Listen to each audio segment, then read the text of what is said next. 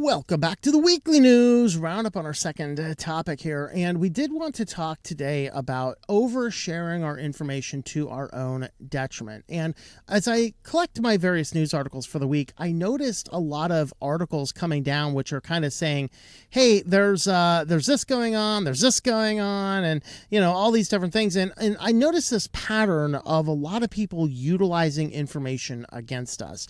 And I thought that was a little bit odd. And so the first article I wanted to have a look at here is this Facebook article. So scammers now, their latest approach to scamming you is to harvest public photos off your Facebook page. Now, Facebook was primary. In the article, they said it was other places, anywhere they could basically find a photo of you on the internet that could also be easily tied to other family members and things like this. So Facebook was a big one.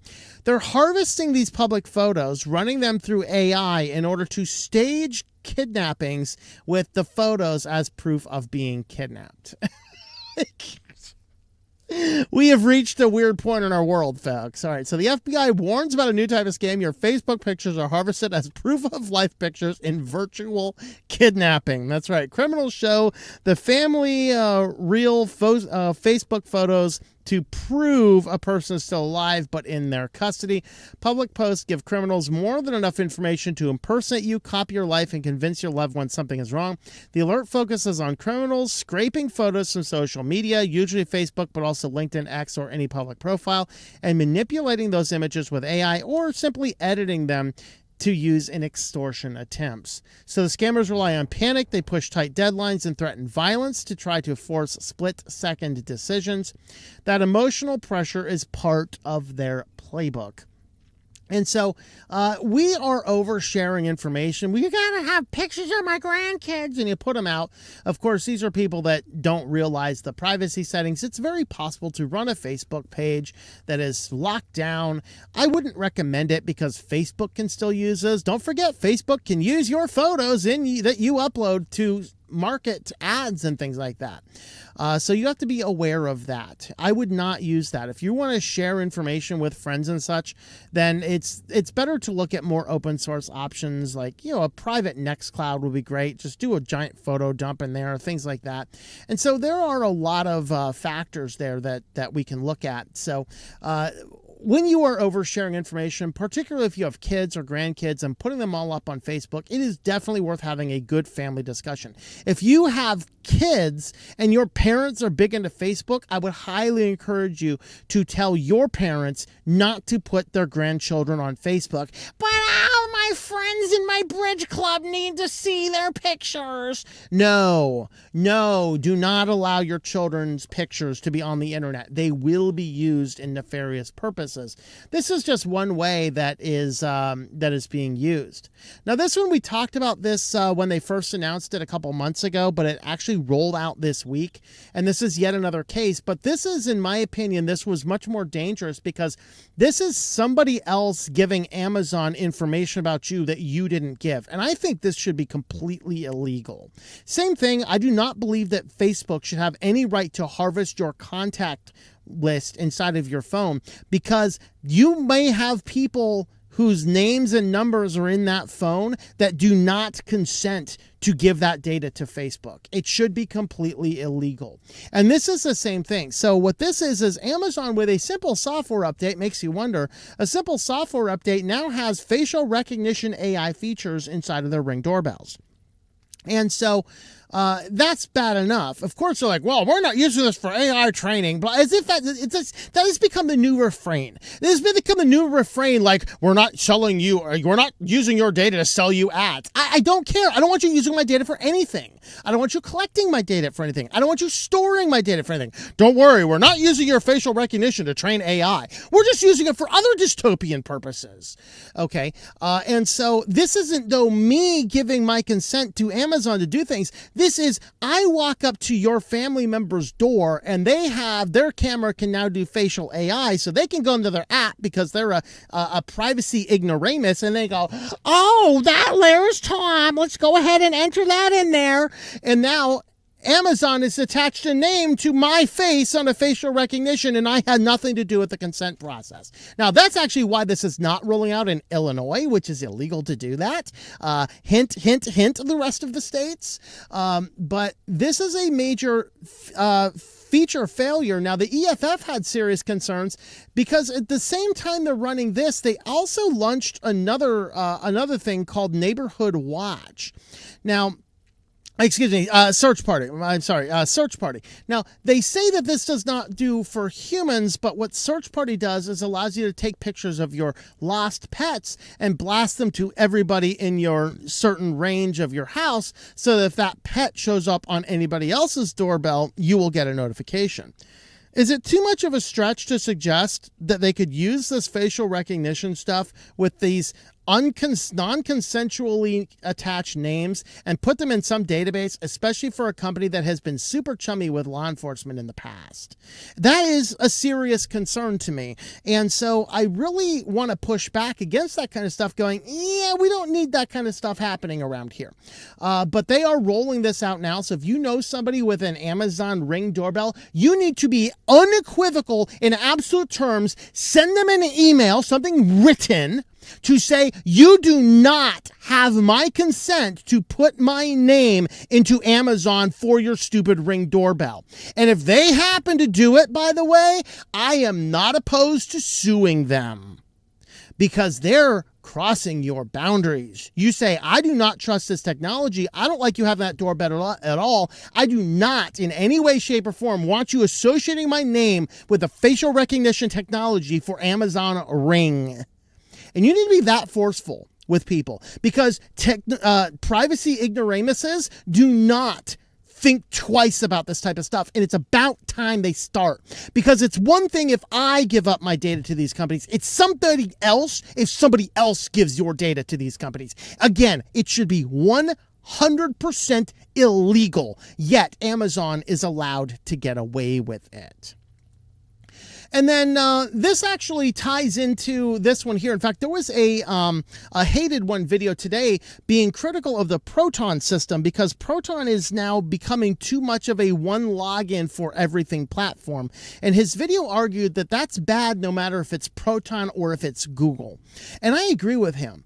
And this is a concern because Google confirms that there is a rise in account takeovers. We talked about this in the past weeks, how now hackers we were told MFA is so secure they will never break it, and that started to crack through the armor. Now we're getting good old-fashioned proxy pages. Some of these are actually hosted by Cloudflare, which is exciting. Go figure, right? The one's supposed to keep us safe. You were supposed to keep us safe. Don't join the dark side, But now what happens is they can spoof the login page, and in real time, as you enter information, they can intercept your MFA tokens and steal the session. Now, the problem is, a few years ago, and those of us in Linux saw this first, because we saw Chromium do an update that if you signed into any Google product through Chromium, now Chromium reversed that. Chrome, to my knowledge, did not. If you sign into any Google product on Chrome, it will automatically sign you into the browser. Now, if somebody has your session tokens and they get into that browser and now they're signed into the Chrome browser with your session tokens, they now have full access to every single thing you put inside of that Google account. Which means they now have, because Google's like, hey, store your passwords here. They now have your passwords for every account. They now can go in, see what accounts you have, and access those accounts with the session tokens they just stole from you, because you are oversharing your information with Google on your accounts. They talk here about authentication codes, session cookies.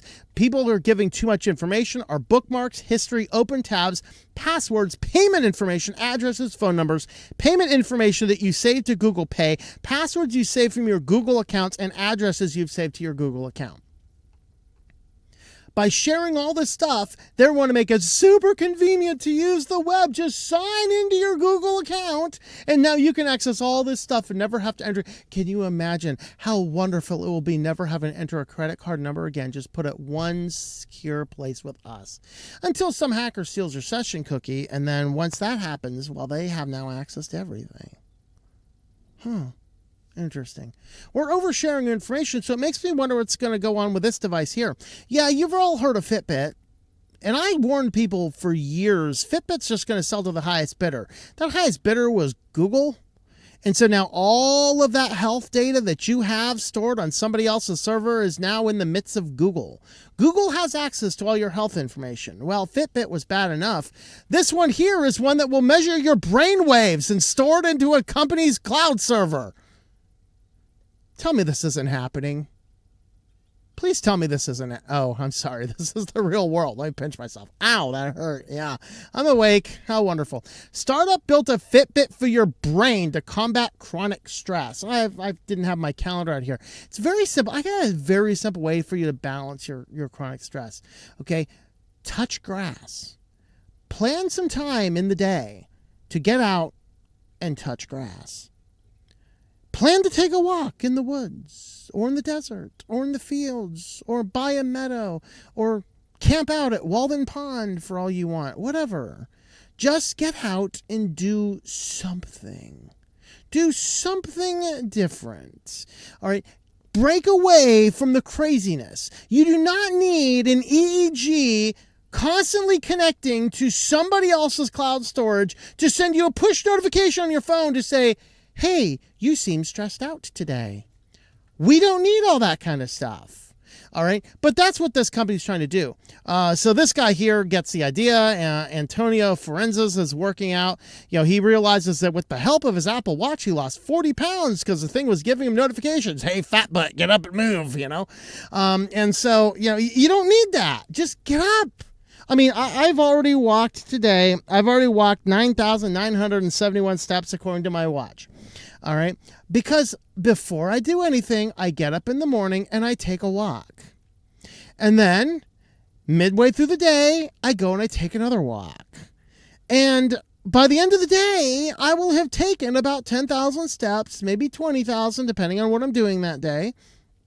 And I don't need a notification to say, hey, you have been sitting still all day. Go do some exercise. I don't need that notification. I can see I've been sitting here and doing nothing. Well, the stress is the same way. You can minimize your stress by getting up, changing your environment, taking a walk, doing some light exercise. You do not need an app constantly measuring your brain waves through a little device, pinging into a phone app, uploading the stuff to somebody else's data server. And don't forget, that's going to come with a subscription fee soon. Now, if you do want to do this kind of stuff, jump in now on the ground floor. You get a lifetime with a free subscription. But I promise you, once they officially launch it and they get enough buzz about it, that's going to be an annual subscription you're going to be paying. So you're going to be paying money to somebody to store all of your stuff up in the cloud. That's going to be exciting. All right, so when those rapid beta waves persisted for extended periods, they can lead to exhaustion, insomnia, and mental distress. He collaborated with data scientists, biomedical engineers to develop A-Wear, a small device worn behind the ear for continuous brainwave monitoring. The device transmits results to the app, which provides information about the wearer's mood and offers AI-powered coaching advice for managing stress and improving emotional resilience. All that for something you can put in your calendar and choose daily to take a walk. You don't need an app for this, folks. Call me a Luddite, but I just don't want this information out there. The device is available for early adopters. Group already includes many other startups, founders, and a notoriously stressed out group for $195, which includes a complimentary lifetime app subscription. So either this product is going to fail, and these people have lost their $195, which for a test isn't all that bad. Or best case scenario for the company is they go ahead and launch, and now everybody has this, and then there's all sorts of things, and now all sorts of companies are going to be selling similar things like this, and now we can have our brainwaves now continuously monitored by the AI in somebody else's cloud server. Talk about giving up way too much information. Yeah, I'm just not on board with that. Well, if you do want to help support the channel, have a look at the switchedtolinux.com/support. We have Subscribestar, Locals, and Patreon and LibrePay. You can join up over there to help support the channel any way you want. We also have a list of affiliates there, so if you use any of those affiliates, just using those won't cost you anything more, but it will send a small portion of your sale to help support Switch to Linux. Thank you for watching, and hope that you enjoy switching to Linux.